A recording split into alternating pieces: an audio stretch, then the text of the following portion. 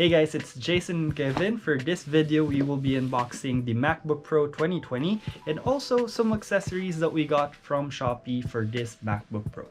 Before anything else, don't forget to like this video and also click the subscribe button and click the notification bell for you to be notified for our future vlogs. Without further ado, let's unbox these. We ordered this last July through Apple's website kasi di pa siya available sa mga local Mac store and Beyond the Box store. So dumating siya medyo late na, September 2 to be exact. I guess the timeline is understandable naman for the delivery kasi pandemic naman and galing pa siyang Singapore. It's your first time buying a laptop online kaya medyo sketchy siya kasi meron kaming iniisip na what if mawala in transit o kaya mas malala what if mabasag on its way. Luckily, maganda naman yung packaging ng Apple mismo and as you can see, nakadoble yung box niya and meron din yung bubble wrap kanina.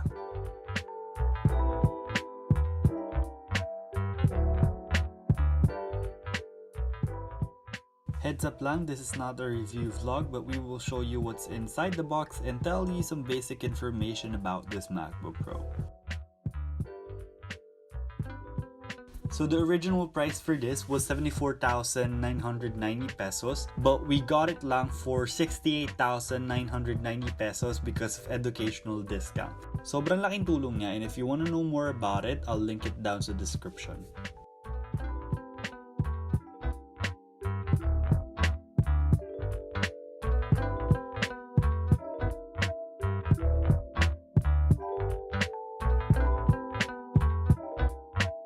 And to give you more information about this MacBook Pro, this is the 13-inch entry level and the specs are good naman for video and photo editing. You can use it for multitasking as well, like school stuff and the like. For storage naman, it has 256 gig and for the RAM, it's 8 gig naman. I'll not go through every specs niya, just check out the link on the description box.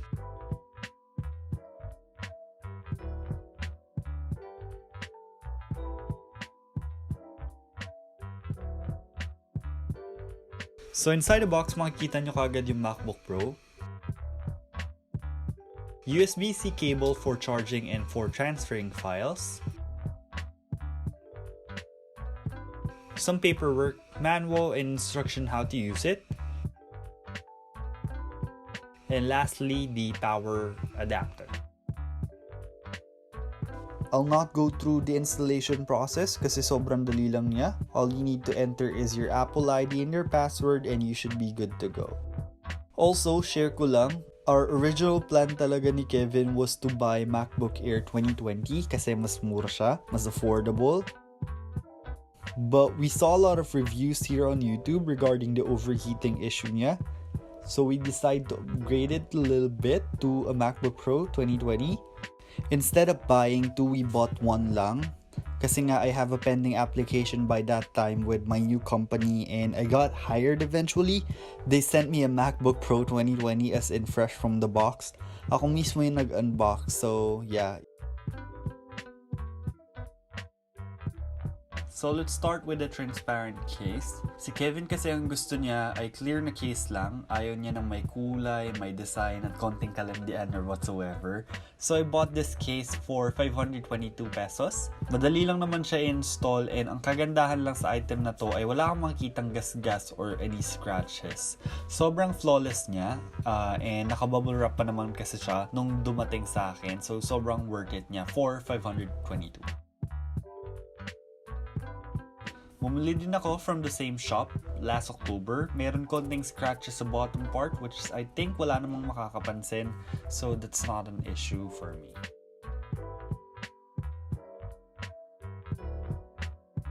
So next up is the USB-C or dongle. Actually, na-discover ko tong product na to on YouTube and buti na lang may nahanap akong ganito sa Shopee kasi nung nagtanong kami noon sa Power Mac, medyo pricey siya, around 5K. So, naghanap ako ng alternative and luckily I found this item for 1,699 pesos lang.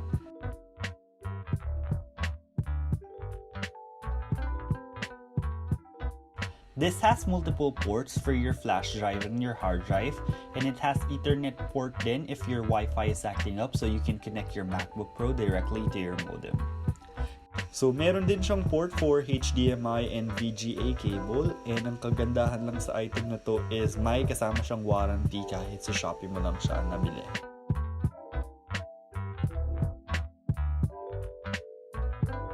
Ito namang last item na to, di ko talaga siya planong bilhin, but I saw a tweet from a friend, huge, maganda daw, so yun, I check it on Shopee, and pagdating niya, nakakatuwa naman, and mukha talaga siyang premium and matibay.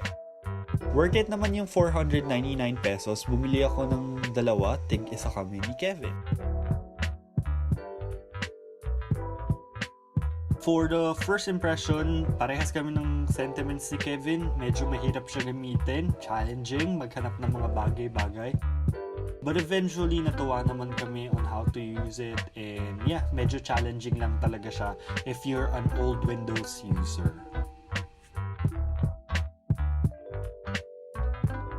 Ang favorite feature namin so far on this MacBook Pro is the touch bar.